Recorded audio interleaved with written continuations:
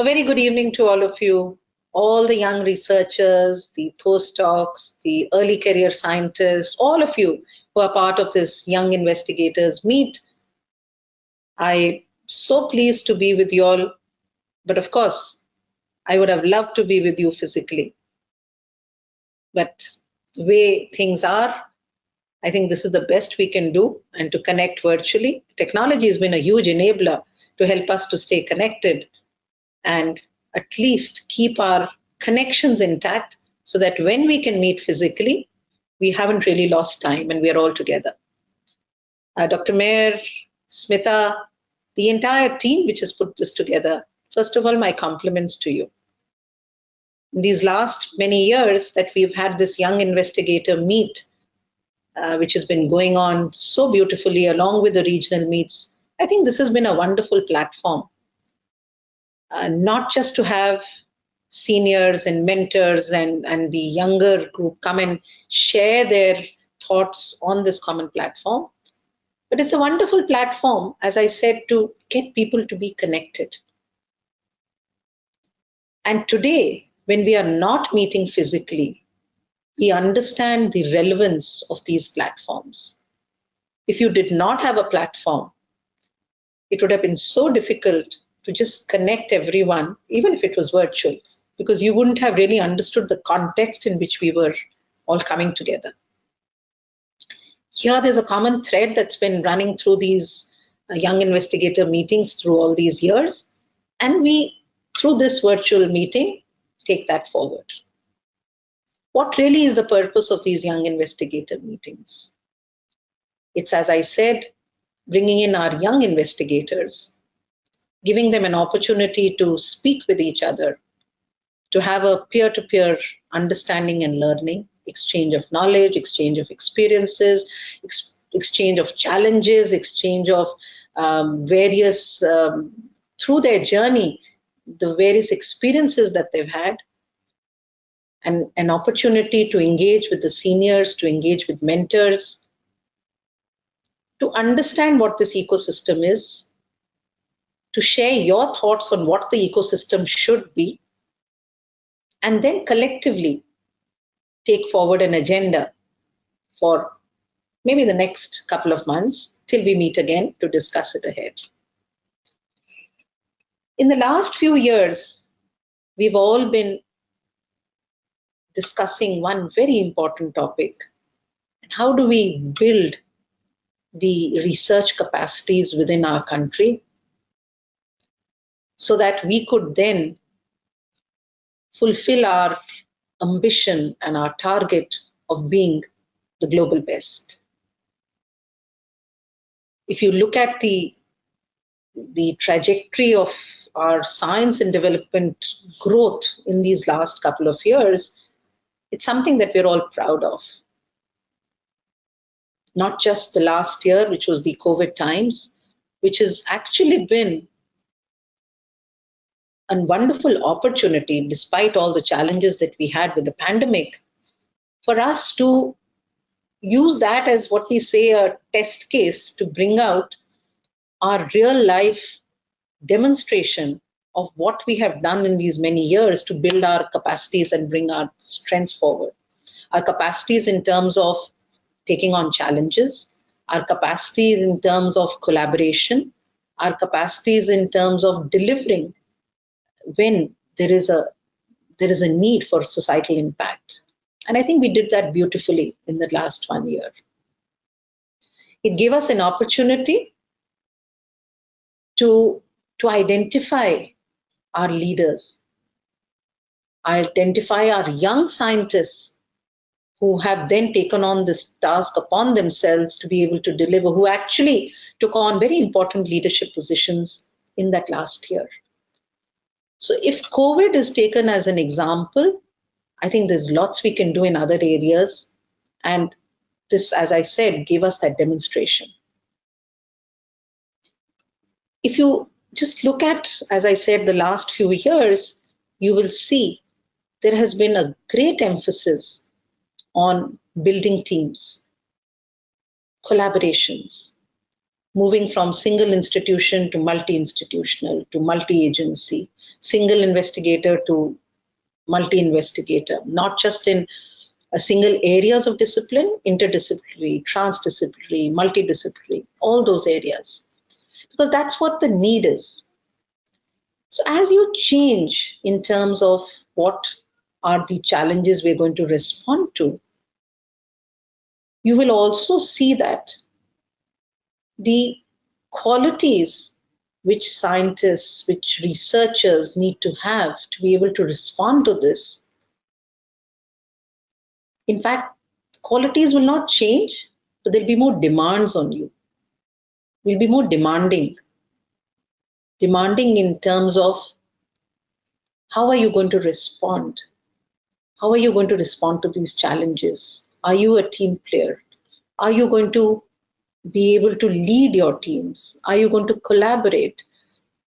Are you going to be just one sitting on the side, or are you going to play a central role in these collaborations that we take forward?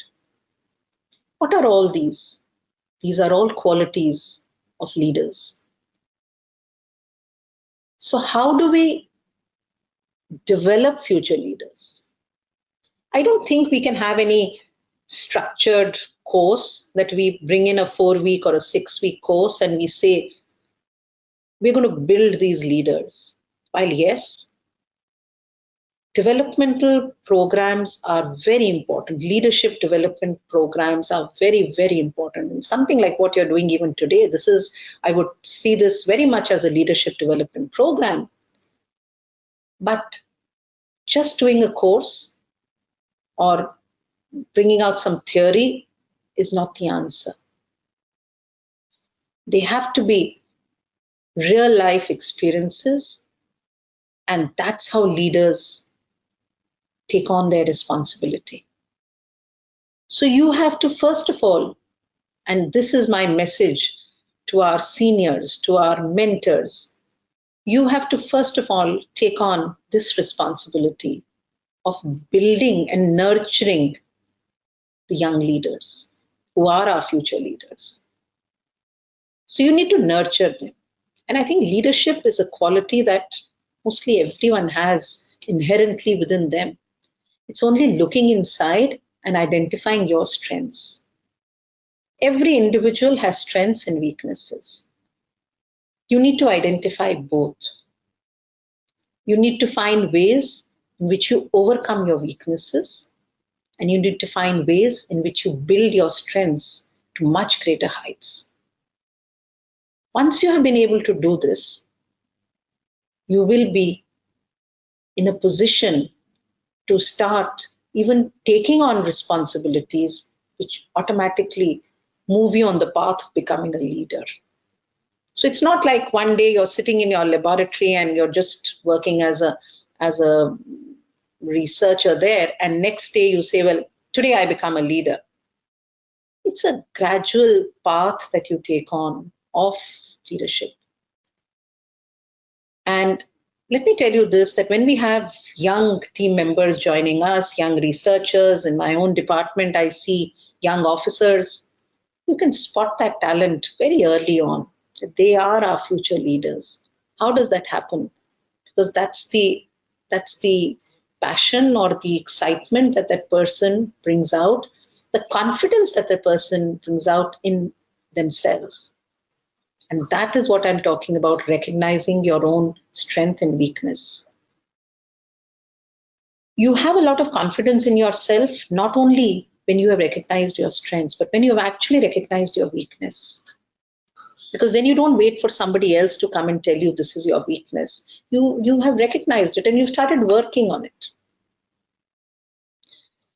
The other main aspect of being a leader is, how do you see your own journey as it moves in your career? One thing is for sure, it's not going to be a journey which is a bed of roses. Every career path, whether it's of a science manager or researcher or anybody, even outside the science community, any career path, it's full of challenges, full of these ups and downs. I think what is important for a leader is to recognize those challenges, take them in their stride, and find ways to overcome those. I've said this earlier, and probably in my conversations with Smita, I have said that earlier as well, that there is nothing like a failure. All of us are scientists. When one of our experiments does not succeed, we don't treat that as a failure. We don't stop our research. We go back to the bench, rework on it, and then come back with a fresh thought, with a fresh way that we're going to do, and move on. So that's a learning on where that first step was difficult to climb. Once you've overcome that, you move on to the next step. You really don't know where that ladder is going to end, because there's no finite ending to it. If you're moving in your career, you're working passionately, you're working with a lot of dedication, a lot of commitment, with complete integrity, sky is the limit. And that's really what a leader takes on. Once you do that, there is no level of insecurity that you have in you. And when you do not have insecurity, you carry your whole team with you. That's what a leader is. So, what is it that we need to do? Again, I'll come back to the topic which is there, is developing future leaders. Making them recognize, as I said, that these are key aspects that they need to work on themselves. For mentors to give them that opportunity to come forward and take it ahead. Within our own country, this Young Investigator Meet is a wonderful opportunity that we have for our youngsters.